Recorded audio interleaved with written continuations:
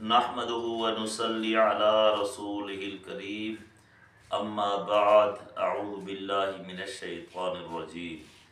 بسم اللہ الرحمن الرحیم من کان منکم مریضا او علی سفر فعدۃ من ایام اخر۔ واجب الاحترام ناظرین کرام، السلام علیکم ورحمۃ اللہ وبرکاتہ۔ آج کا ہمارا درس کا ٹاپک ہے مریض اور مسافر، اور ان دنوں میں یعنی جو کہ مہنگائی والا دن اور مہنگائی والا زمانہ ہے، کچھ لوگ ایسے ہیں کہ اگر وہ محنت اور مزدوری نہ کریں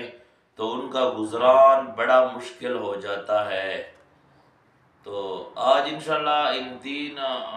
مضمون پر بات چیت کریں گے کہ مسافر کا جو روزہ ہے، مسافر کیا کرے سفر میں، اور جو مریض ہیں ان کا جو ہے نا کیسا ہے مسئلہ، اور آج کل کے زمانے میں جیسا کہ مہنگائی کا دور ہے اس میں جو مشقت میں لوگ ہیں یا مزدور ہیں ان کا کیا حال ہے۔ سب سے پہلے مریض اور مسافر کی بات کرتے ہیں۔ اللہ تبارک و تعالیٰ سورۃ البقرہ 2 پارہ ہے، اللہ فرماتی ہے من کان منکم مریضا او علی سفر، من تم میں سے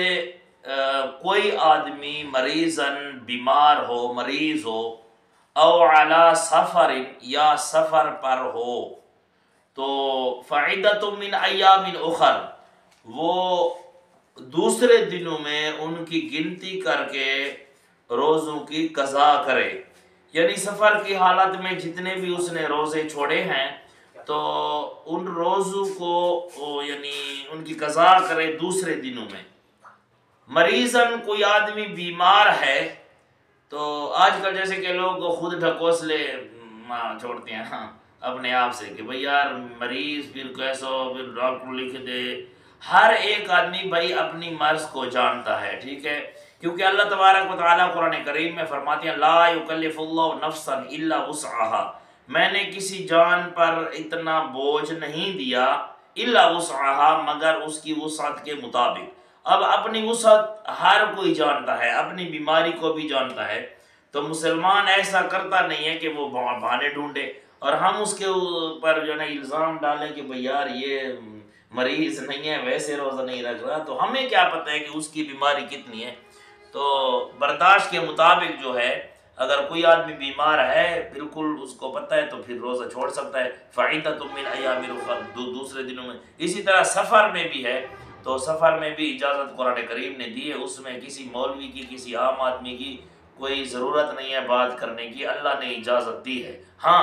ایک بات آخر میں اللہ تبارک و تعالیٰ فرماتے ہیں آگے کہ وَأَن تَصُومُوا خَيْرٌ لَكُمْ، اگر کوئی آدمی سفر میں روزہ رکھتا ہے تو پھر ٹھیک ہے، اسی طرح نہیں ہے جیسے کہ سفر میں 4 رکعت نماز جو ہے وہ 2 رکعت پڑھیں، اگر کوئی آدمی 4 رکعت پڑھے گا تو اس کی نماز نہیں ہوگی، ٹھیک ہے۔ سفر کی حالت میں جو آدمی 2 رکعت نماز نہیں پڑھتا بلکہ 4 رکعت پڑھتا ہے، اس پر سفر ہے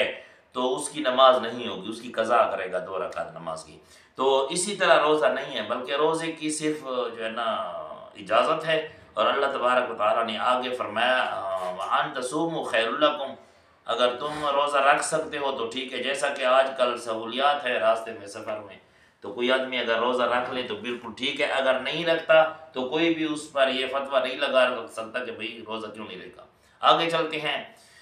اللہ تبارک و تعالیٰ نے آگے فرمایا یرید اللہ بکم اليسر ولا یرید بکم العسر، ان ہی رکوع میں ہے اللہ تبارک و تعالیٰ، اسی رکوع میں اللہ فرماتی ہیں یرید اللہ بکم اليسر ولا یرید بکم العسر، بلکہ وہاں بھی آیت اسی طرح ہے من کان منکم مریضا او علی سفر، من کان مریضا او علی سفر فعدۃ من ایام اخر، وہاں آیت اسی طرح ہے۔ آگے اللہ فرماتی ہے یرید اللہ بکم اليسر ولا یرید بکم العسر، مریض ہو تم میں سے یا مسافر ہو تو وہ دوسرے دنوں میں اس کی جو ہے عدت کرے یعنی ان کی قضا کرے۔ آگے اللہ نے فرمایا یرید اللہ بکم اليسر، یرید اللہ، اللہ تمہارے ساتھ ارادہ کرتا ہے یسرا آسانی والا، ولا یرید بکم العسر، نہ کہ تنگی والا، ٹھیک ہے۔ اللہ نے فرما دیا، اب ہم نے ڈنڈا ہاتھ میں لیا ہوا ہے، ٹھیک ہے، لوگوں کے سر پر ڈالتے کہ بھئی نہیں اسی طرح کرنا بھی ہے۔ اب بھائی ایک آدمی ہے، تیسرے جو ہمارا ٹاپک ہے تیسرا، اس کی طرف میں آ رہا ہوں کہ بھئی ایسے آج کے زمانے میں جو مزدور ہیں اور تازی تازی کمائی کرتے ہیں بھائی، کیونکہ حال وہ ہے کہ آٹے کو دیکھ لیں، چینی کو دیکھ لیں، گھی کو، وہ کھانے کی چیزیں جو روزمرہ ہمیں ضرورت ہوتی ہیں، یعنی بہت سخت ضرورت ہوتی ہے، تو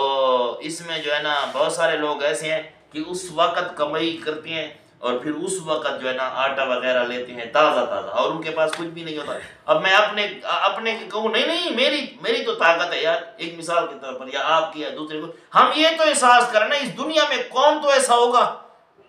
ٹھیک ہے، امیر بھی ہوگا، غریب، ایسے لوگ بھی ہوں گے ان کا اب کچھ بھی نہیں ہے، لیکن ہم اگر ایک جو ہے نا آسا لے کر، ایک ڈنڈا لے کر ان کے سر پر مارے، اللہ نے فرمایا نہیں یرید اللہ بکم اليسر ولا یرید بکم العسر، اے میرے بندو میں تمہارے ساتھ تنگی والا ارادہ نہیں کرتا، یعنی یہ جو رکوع روزے کا حال ہے، ٹھیک ہے، یہ تو کہتے ہیں سیاق و سباق، جو عبارت چل رہی ہے اس کے مطابق ہم مانا کریں گے، تو یہاں من کان مریضا او علی سفر فعدۃ من ایام اخر، تیسرا اللہ نے فرمایا یرید اللہ بکم اليسر ولا یرید بکم العسر، اللہ تمہارے ساتھ تنگی والا ارادہ نہیں کرتا، یعنی روزے رکھنے میں، ولا یرید بکم العسر یعنی تنگی والا، یرید اللہ بکم العسر آسانی والا، جیسے تمہاری طاقت ہے تم اپنی طاقت کے مطابق روزہ رکھو۔ ایک آدمی ہے وہ کاروبار تو ضروری کرتا ہے، یعنی اتنی سخت مزدوری، جیسے کہ اب کل پرسوں سے کسی نے سوال کیا ساتھیوں نے، میں تو ہر وقت کال آتی رہتی ہے، تو اب میں نے جو کیا کہ بٹھے پر ہم کام کرتے ہیں، اب بٹھے والے بھائی کیسے ہیں، اس میں اور ایک بھائی ہے ہمارا، وہ صبح جب سحری کا وقت ہے اس وقت نکلتے ہیں، پھر عشاء کی نماز کے لیے آتے ہیں، عشاء کے وقت ٹرالیوں کے ساتھ ہیں وغیرہ، یہ ٹریکٹر وغیرہ کیا پتہ نہیں وہ کیا ہے، لکڑی وغیرہ کا کام ہے، وہ عشاء کے وقت آتی ہے، اب دیکھیں ان کے لیے کیا حکم ہے، اگر وہ نہیں کرتا، وہ میرے ادھر کا ہی میرا دوست ہے، ادھر آتا رہتا ہے رات کو، ٹائم بھی مجھے دیتا ہے، اور اس کا یہی حال ہے، اب مجھے پتہ ہے اس کا کوئی بھی نہیں ہے اللہ کی سوا، صرف وہ ہے اس کے بچے ہیں بس، گھر بھی کرایہ والا ہے، اب اگر وہ ایک دن چھٹی کرتا ہے نا، ٹھیک ہے، تو مسئلہ بنتا ہے، اب میں ڈنڈا اٹھا کر اس کے سر پر ماروں، اللہ فرماتی یرید اللہ بکم اليسر ولا یرید بکم العسر، تو میرے یہ کہنے کا مقصد یہ ہے اس درس کا کہ بھئی وہ مزدور جو ہیں، جو مجبور ہیں اور تنگی کی حالت میں ہیں، اب روزہ تو رکھنا چاہتے ہیں، تو ان کے لیے ایک طریقہ ہو سکتا ہے، وہ طریقہ یہ ہے کہ وہ سب سے پہلے تو اگر اس کی طاقت ہے وہ اپنے کام کو دیکھے کہ اس کی طاقت ہے، ہر آدمی اپنی طاقت کو سمجھتا ہے، تو کیا ہے وہ روزہ رکھ لے، ہاں اس نے جب روزہ رکھ لیا اور کام شروع کر دیا، ٹھیک ہے، اور کام کے حال میں ایسی مجبوری بن گئی، پیاس شدت سے ہے یا بھوک کی وجہ سے معدے میں درد ہو گیا ہے، پیٹ میں درد ہو گئی یا کوئی اور تکلیف ہو گئی ہے کہ بھی کام نہیں کر سکتا، تو وہ روزے کو اس وقت افطار کر سکتا ہے، ٹھیک ہے، روزے کو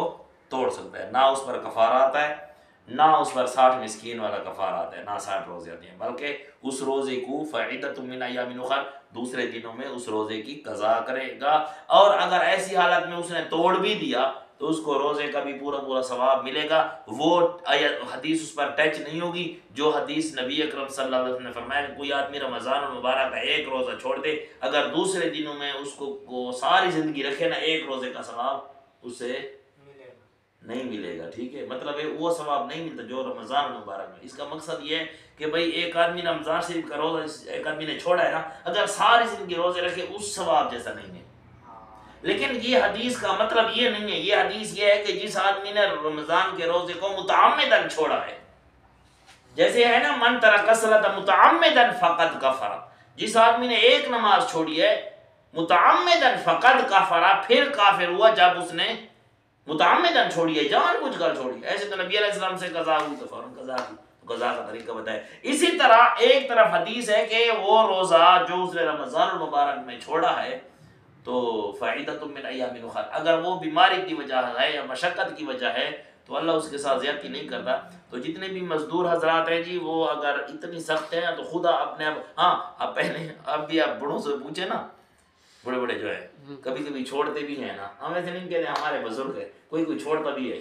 بڑے میں ہڑ دے لو اسارے پٹھان آدن دا سے ہڑ لو نہ بہو جوڑا پا میں والا واڑا رج پا میں روزہ، میں نا وہ جوڑا چلاتا تھا، ہل زمین میں مارتا تھا، اور جو ہے نا لو کرتا تھا، گندم والا گرمی تھی پھر بھی سارا دن روزہ تھا، اسی طرح نہیں چھوڑتے ہیں، کوئی چھوڑتے ہیں کوئی سچ بھی کہتی ہے، اگر سچ کہتی ہیں تو ٹھیک ہے، لیکن ہر ایک آدمی ایسا نہیں ہوتا، ٹھیک ہے، میرا ضمیر کچھ اور ہے، میرا جسم کوئی اور ہے، اس بھائی کا اور ہے، اس بھائی کا اور ہے، آپ کا اور ہے، تو ایک طرح کے تو نہیں ہو سکتے۔ تو بہرحال میرا مقصد یہ ہے، ویڈیو لمبی ہو رہی ہے، میرا مقصد یہ ہے کہ بھائی کوئی مشقت میں ہے، بہت سخت مشقت میں ہے، تو اس کو اجازت ہے بھائی